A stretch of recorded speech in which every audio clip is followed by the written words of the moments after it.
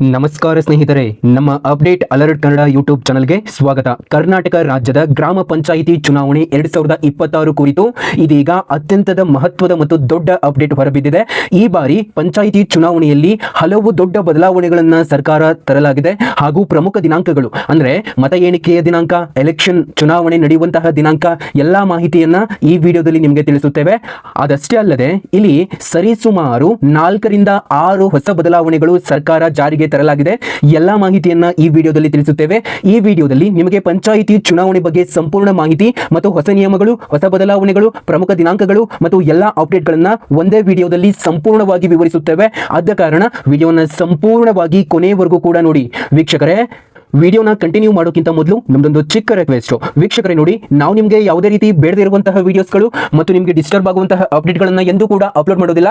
ಹಾಗಾಗಿ ಯಾರಿನ್ನೂ ಕೂಡ ಸಬ್ಸ್ಕ್ರೈಬ್ ಆಗಿಲ್ಲ ಅಂತಂದ್ರೆ ಅವರು ಈಗಲೇ ಕೆಳಗಡೆ ಕಾಣುವಂತಹ ಸಬ್ಸ್ಕ್ರೈಬ್ ಬಟನ್ ಮೇಲೆ ಪ್ರೆಸ್ ಮಾಡಿ, ಅದರ ಮೇಲೆ ಕ್ಲಿಕ್ ಮಾಡಿ. ಪ್ರತಿಯೊಬ್ಬ ವೀಕ್ಷಕರು ಕೂಡ ತಪ್ಪದೇ ಸಬ್ಸ್ಕ್ರೈಬ್ ಮಾಡಿ. ಹಾಗೆ ಈ ವಿಡಿಯೋನ ನೋಡ್ತಾ ಇರುವಂತಹ ವೀಕ್ಷಕರು ಯಾರಿನ್ನೂ ಕೂಡ ಲೈಕ್ ಮಾಡಿಲ್ಲ ಅಂದ್ರೆ ವಿಡಿಯೋಗೆ ತಪ್ಪದೇ ಒಂದು ಲೈಕ್ ಅನ್ನ ಮಾಡಿ. ಯಾಕಂತಂದ್ರೆ ಕಳೆದ 2 ರಿಂದ 3 ದಿನಗಳ ಕಾಲ ರಿಸರ್ಚ್ ಮಾಡಲಾದಂತಹ ಸಿಕ್ಕಿರುವಂತಹ ಇನ್ಫಾರ್ಮೇಶನ್ ಇದಾಗಿರುತ್ತೆ.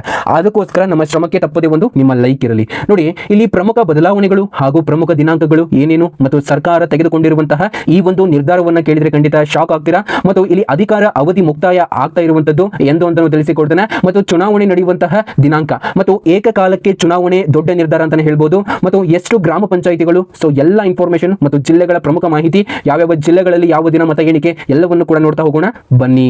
ವೀಕ್ಷಕರೇ, ಈ ಬಾರಿ ಕರ್ನಾಟಕ ಸರ್ಕಾರ ಬಹಳ ದೊಡ್ಡ ನಿರ್ಧಾರವನ್ನ ತೆಗೆದುಕೊಂಡಿದೆ. ಇದೀಗ ಇನ್ಮುಂದೆ ಗ್ರಾಮ ಪಂಚಾಯಿತಿ, ತಾಲೂಕು ಪಂಚಾಯಿತಿ ಮತ್ತು ಜಿಲ್ಲಾ ಪಂಚಾಯಿತಿ ಚುನಾವಣೆಯಲ್ಲಿ ಇವಿಎಂ ಬಳಸುವುದಿಲ್ಲ. ಅದರ ಬದಲು ಹಳೆಯ ಕಾಲದಂತೆ ಬ್ಯಾಲೆಟ್ ಪೇಪರ್ ಮೂಲಕ ಮತದಾನ ನಡೆಯಲಿದೆ. ಹೌದು ವೀಕ್ಷಕರೇ, ಏನು ದಿನನಿತ್ಯ ಇವಾಗ 5G ಬಂದ್ಬಿಡ್ತು, ಅಂಥದ್ರಲ್ಲಿ ಇವರು ಮತ್ತೆ ಒಂದು ಹಳೆ ಕಾಲಕ್ಕೆ ಹೋಗ್ತಾ ಇದಾರಲ್ಲ ಅಂತ ನೀವು ಕೇಳಬಹುದು. ಯಾಕೆ ಈ ಒಂದು ನಿರ್ಧಾರ ಅಂತ ತಿಳಿಸಿಕೊಡ್ತಾನೆ. ಅದಕ್ಕೋಸ್ಕರನೇ ನಮ್ಮ ಅಪ್ಡೇಟ್ ಅಲರ್ಟ್ ಕನ್ನಡ ಇರೋದು. ನೋಡಿ, ಅದರ ಬದಲು ಹಳೆಯ ಕಾಲದಂತಹ ಒಂದು ಬ್ಯಾಲೆಟ್ ಪೇಪರ್ ಮೂಲಕ ಮತದಾನ ನಡೀತಾ ಇರುವಂತದ್ದು ಇವಿಎಂ ಬದಲು. ನೋಡಿ, ಇದರಾಗಿ ಕರ್ನಾಟಕ ಸರ್ಕಾರ ಕರ್ನಾಟಕ ಗ್ರಾಮ ಸ್ವರಾಜ್ ಮತ್ತು ಪಂಚಾಯತ್ ರಾಜ್ ತಿದ್ದುಪಡಿ ವಿಧೇಯಕ 2026ಗೆ ಅನುಮೋದನೆ ನೀಡಿದೆ. ಇದರ ಅರ್ಥ, ಇನ್ಮುಂದೆ ನೀವು ಮತದಾನ ಮಾಡುವಾಗ ಮಷಿನ್ ಮೇಲೆ ಬಟನ್ ಅನ್ನ ಒತ್ತುವುದಿಲ್ಲ. ಬದಲಿಗೆ ಬ್ಯಾಲೆಟ್ ಪೇಪರ್ ಮೇಲೆ ನಿಮಗೆ ಇಷ್ಟವಾದ ಅಭ್ಯರ್ಥಿಗೆ ಮುದ್ರೆ, ಅವರ ಒಂದು ಚಿಹ್ನೆ ಗುರುತಿರುತ್ತೆ, ಅಲ್ಲಿ ಮತವನ್ನ ಚಲಾಯಿಸಬೇಕು ಅಂತ ಸರ್ಕಾರ ಹೇಳಿರುವಂತದ್ದು. ಇದನ್ನ ಯಾಕೆ ಮಾಡಿದ್ದಾರೆ ಬನ್ನಿ ನೋಡಿ. ಇದನ್ನ ನಾವು ರಿಸರ್ಚ್ ಮಾಡಿದಾಗ ನಮಗೆ ಸಿಕ್ಕಿರುವಂತಹ ಒಂದು ಮಾಹಿತಿ ಇದು. ನೀವು ಕೂಡ ಶಾಕ್ ಆಗ್ತೀರಾ. ಏನಂತಂದ್ರೆ ಇಲ್ಲಿ ಸ್ಕ್ಯಾಮ್ ಅನ್ನ ತಡೆಗಟ್ಟಲು ಈ ಒಂದು ರೂಲ್ಸ್ ಅನ್ನ ಮಾಡಿರುವಂತದ್ದು. ಅಂದ್ರೆ ಯಾವುದೇ ರೀತಿ ಮತದಾನ ಎಣಿಕೆಯಲ್ಲಿ ತಪ್ಪಾಗಬಾರದು. ಹಾಗಾಗಿ ಇದನ್ನ ಮಾಡ್ತಾ ಇರುವಂತದ್ದು ಸ್ನೇಹಿತರೆ. ನೋಡಿ, ಇಲ್ಲಿ ಸರ್ಕಾರ ಈ ನಿರ್ಧಾರ ತೆಗೆದುಕೊಂಡ ಕಾರಣ ಏನಂತಂದ್ರೆ, ಸರ್ಕಾರ ಹೇಳಿದ ಪ್ರಮುಖ ಕಾರಣಗಳನ್ನು ಕೂಡ ನಿಮಗೆ ತಿಳಿಸ್ತಾನೆ. ಚುನಾವಣೆಯಲ್ಲಿ ಪಾರದರ್ಶಕತೆಯನ್ನ ಹೆಚ್ಚಿಸಲು ಮತ್ತು ಇವಿಎಂ ಬಗ್ಗೆ ಜನರಲ್ಲಿ ಇರುವ ಅನುಮಾನ ನಿವಾರಿಸಲು ಮತ್ತು ಗ್ರಾಮ ಪಂಚಾಯಿತಿ ಚುನಾವಣೆಯಲ್ಲಿ ಒಬ್ಬ ಮತದಾರ ಹಲವು ಅಭ್ಯರ್ಥಿಗಳಿಗೆ ಮತ ಹಾಕಬೇಕಾಗುತ್ತದೆ. ಹಾಗಾಗಿ ಬ್ಯಾಲೆಟ್ ಪೇಪರ್ ಬಳಕೆ ಹೆಚ್ಚು ಸರಳ ಮತ್ತು ಸುಲಭವಾಗುವಂತೆ ಇದನ್ನ ಮಾಡಲಾಗಿದೆ. ಮತ್ತು ಇಲ್ಲಿ ಗ್ರಾಮೀಣ ಪ್ರದೇಶದಲ್ಲಿ ಬ್ಯಾಲೆಟ್ ಸಿಸ್ಟಮ್ ಹೆಚ್ಚು ಸೂಕ್ತ ಅಂತಾನೆ ನಮ್ಮ ಒಂದು ಪರ್ಸನಲ್ ಒಪಿನಿಯನ್ ಆಗಿರುತ್ತೆ. ನಿಮ್ಮ ಒಂದು ಅನಿಸಿಕೆ ಏನಿರುತ್ತೆ ಕಾಮೆಂಟ್ ನಲ್ಲಿ ತಿಳಿಸಿ. ಇದರಿಂದ ಜನರಿಗೆ ಹೆಚ್ಚು ನಂಬಿಕೆ ಬರಲಿದೆ ಎಂದು ಸರ್ಕಾರ ತಿಳಿಸಿರುವಂತದ್ದು. ಹಾಗಾದ್ರೆ ಬನ್ನಿ, ಇಲ್ಲಿ ಅಧಿಕಾರ ಅವಧಿ ಮುಕ್ತಾಯ ಆಗ್ತಾ ಇರುವಂತದ್ದು ಯಾವಾಗ, ಇದರ ಒಂದು ಪ್ರಮುಖ ಮಾಹಿತಿ ಹೊರ ಬಿದ್ದಿದೆ ಸ್ನೇಹಿತರೆ. ಹೌದು, ವಿಡಿಯೋನ ಕೊನೆವರೆಗೂ ಕೂಡ ನೋಡ್ತಾ ಹೋಗಿ. ವಿಡಿಯೋಗೆ ಯಾರಿನ್ನೂ ಕೂಡ ಲೈಕ್ ಮಾಡಿಲ್ಲ ಅಂದ್ರೆ, ವಿಡಿಯೋ ಇಷ್ಟ ಆಗಿತ್ತು ಅಂದ್ರೆ ಖಂಡಿತ ಲೈಕ್ ಅನ್ನು ಮಾಡಿ. ನೋಡಿ, ರಾಜ್ಯದ ಬಹುತೇಕ ಗ್ರಾಮ ಪಂಚಾಯಿತಿಗಳ ಅಧಿಕಾರ ಅವಧಿ 2026ರ ಮಾರ್ಚ್ ತಿಂಗಳ ಅಂತ್ಯಕ್ಕೆ ಮುಕ್ತಾಯಗೊಳ್ಳಲಿದೆ. ಅದರ ಅರ್ಥ, ಪ್ರಸ್ತುತ ಇರುವ ಪಂಚಾಯಿತಿ ಸದಸ್ಯರು ಮತ್ತು ಅಧ್ಯಕ್ಷರ ಅವಧಿ ಇವಾಗ ಏನಿದೆ ಅಲ್ಲ, ಅವರು ಮಾರ್ಚ್ ತನಕ ಕೂಡ ಇರ್ತಾರೆ.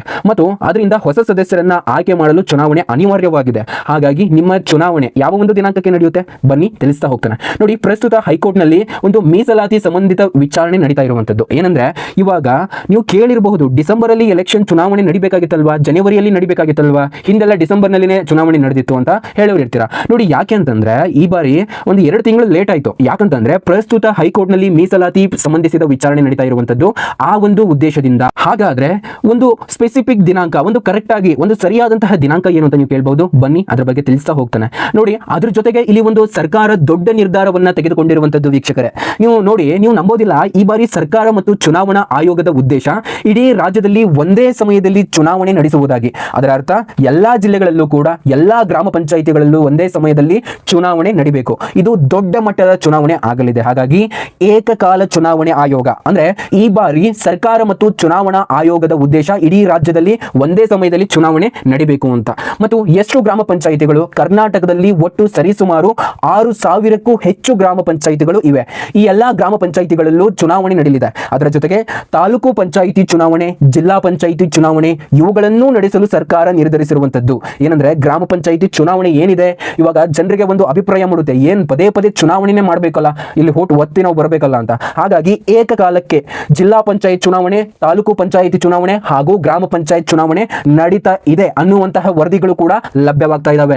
ಇನ್ನು ಕೊನೆವರೆಗೂ ಕೂಡ ನೋಡಿ ಈ ಚುನಾವಣೆಗಳು ಈ ಒಂದು ಜಿಲ್ಲೆಗಳಲ್ಲಿ ನಡೆಯಲಿದೆ ಅಂತಾನೆ ಹೇಳ್ಬೋದು ವೀಕ್ಷಕರೇ. ಅದರಲ್ಲೂ ಬೆಂಗಳೂರು ಗ್ರಾಮಾಂತರ ಜಿಲ್ಲೆ, ಬೆಂಗಳೂರು ನಗರ ಜಿಲ್ಲೆ, ಮೈಸೂರು ಜಿಲ್ಲೆ, ಮಂಡ್ಯ ಜಿಲ್ಲೆ, ತುಮಕೂರು ಜಿಲ್ಲೆ, ಹಾಸನ ಜಿಲ್ಲೆ, ಚಿಕ್ಕಬಳ್ಳಾಪುರ ಜಿಲ್ಲೆ, ಕೋಲಾರ ಜಿಲ್ಲೆ, ದಾವಣಗೆರೆ ಜಿಲ್ಲೆ, ಶಿವಮೊಗ್ಗ ಜಿಲ್ಲೆ, ಬೆಳಗಾವಿ ಜಿಲ್ಲೆ, ಧಾರವಾಡ ಜಿಲ್ಲೆ, ಹುಬ್ಬಳ್ಳಿ ಜಿಲ್ಲೆ ಅಲ್ಲ ಆದ್ರೂ ಕೂಡ ಹುಬ್ಬಳ್ಳಿ ಅಲ್ಲಿ ಒಂದು ಸಪರೇಟ್ ಆಗಿನೂ ಕೂಡ ನಡೀತಾ ಇದೆ ಅನ್ನುವಂತಹ ಚರ್ಚೆ ಕೂಡ ಆಗ್ತಾ ಇರುವಂತದ್ದು. ಆದರೆ ಧಾರವಾಡ ಅಂತ ನಾವು ಇಲ್ಲಿ ಸ್ಪೆಸಿಫಿಕ್ ಆಗಿ ಹೇಳಬೇಕಾಗುತ್ತೆ. ಮತ್ತು ವಿಜಯಪುರ ಜಿಲ್ಲೆ ಮತ್ತು ಬಾಗಲಕೋಟೆ ಜಿಲ್ಲೆ ಹಾಗೂ ಗದಗ ಜಿಲ್ಲೆ, ಹಾವೇರಿ ಜಿಲ್ಲೆ, ರಾಯಚೂರು ಜಿಲ್ಲೆ, ಕೊಪ್ಪಳ, ಬಳ್ಳಾರಿ, ಕಲಬುರಗಿ, ಯಾದಗಿರಿ, ಚಾಮರಾಜನಗರ, ರಾಮನಗರ, ಉಡುಪಿ, ದಕ್ಷಿಣ ಕನ್ನಡ, ಉತ್ತರ ಕನ್ನಡ ಹೀಗೆ ರಾಜ್ಯದ ಎಲ್ಲಾ ಜಿಲ್ಲೆಗಳಲ್ಲೂ ಕೂಡ ಚುನಾವಣೆ ನಡೀತಾ ಇರುವಂತದ್ದು. ಆದ್ರೆ ಇಲ್ಲಿ ವಿರೋಧ ಪಕ್ಷದವರು ಸುಮ್ಮನೆ ಕುತ್ಕೊಂಡಿಲ್ಲ. ಅವ್ರೇನ್ ಹೇಳ್ತಾ ಇದ್ದಾರೆ ಅಂತಂದ್ರೆ, ವಿರೋಧ ಪಕ್ಷಗಳು ಈ ನಿರ್ಧಾರವನ್ನ ವಿರೋಧಿಸಿವೆ.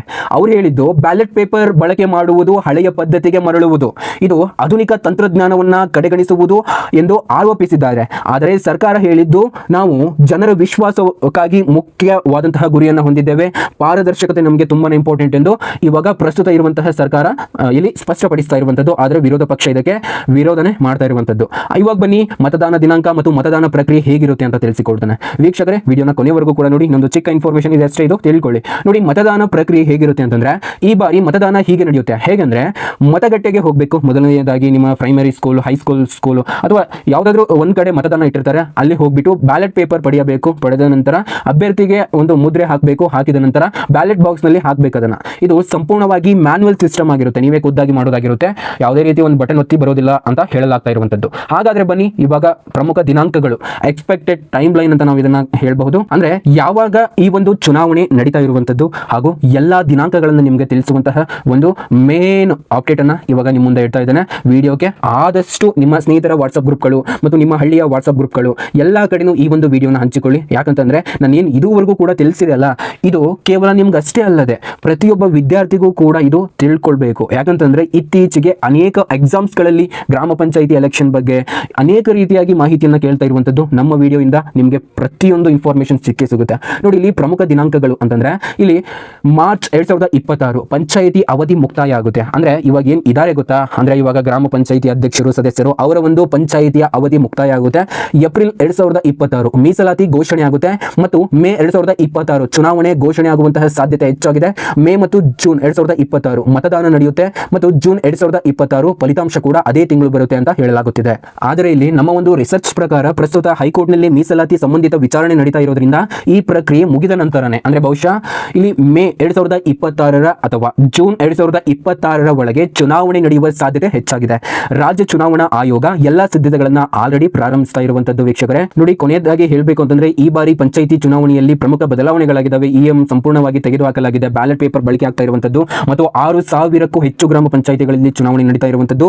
ಎಲ್ಲಾ ಜಿಲ್ಲೆಗಳಲ್ಲಿ ಚುನಾವಣೆ ನಡೀತಾ ಇರುವಂತದ್ದು. ಮೇ ಅಥವಾ ಜೂನ್ ತಿಂಗಳಲ್ಲಿ ನಿಮ್ಮ ಫಲಿತಾಂಶನೂ ಕೂಡ ಪ್ರಕಟ ಆಗುತ್ತೆ ಅನ್ನುವಂತಹ ಮಾಹಿತಿಗಳು ಹಾಗೂ ತಾಲೂಕು ಮತ್ತು ಜಿಲ್ಲಾ ಪಂಚಾಯಿತಿ ಚುನಾವಣೆ ಕೂಡ ಇಲ್ಲಿ ಒಂದೇ ಬಾರಿಗೆ ನಡೀತಾ ಇರೋದ್ರಿಂದ ಲೇಟ್ ಆಗ್ತಾ ಇದೆ ಅನ್ನುವಂತಹ ಮಾಹಿತಿನೂ ಕೂಡ ಬರ್ತಾ ಇರುವಂತದ್ದು. ಸ್ನೇಹಿತರೆ, ಒಟ್ಟಾರೆಯಾಗಿ ಹೇಳಬೇಕಾದ್ರೆ ಈ ವಿಡಿಯೋದಲ್ಲಿ ಕರ್ನಾಟಕ ಗ್ರಾಮ ಪಂಚಾಯಿತಿ ಚುನಾವಣೆ 2026 ಕುರಿತು ಪ್ರಸ್ತುತ ಈಗಿರುವ ಸದ್ಯದ ಅಪ್ಡೇಟ್ ಮತ್ತು ಹೊಸ ಫ್ರೆಶ್ ಸಂಪೂರ್ಣ ಮಾಹಿತಿಯನ್ನು ನೀಡಿದ್ದೇನೆ. ಮುಂದಿನ ದಿನಗಳಲ್ಲಿ ಆಫಿಷಿಯಲ್ ಡೇಟ್ಸ್ ಪ್ರಕಟವಾದ ತಕ್ಷಣ ನಿಮಗೆ ಅಪ್ಡೇಟ್ ಅಲರ್ಟ್ ಕನ್ನಡ ಚಾನಲ್ ನಲ್ಲಿ ತಿಳಿಸುತ್ತೇನೆ. ಅದರಿಂದ ನಮ್ಮ ಚಾನಲ್ ಸಬ್ಸ್ಕ್ರೈಬ್ ಮಾಡಿ, ಈ ವಿಡಿಯೋನ ಲೈಕ್ ಮಾಡಿ ಮತ್ತು ಶೇರ್ ಮಾಡಿ. ಧನ್ಯವಾದಗಳು.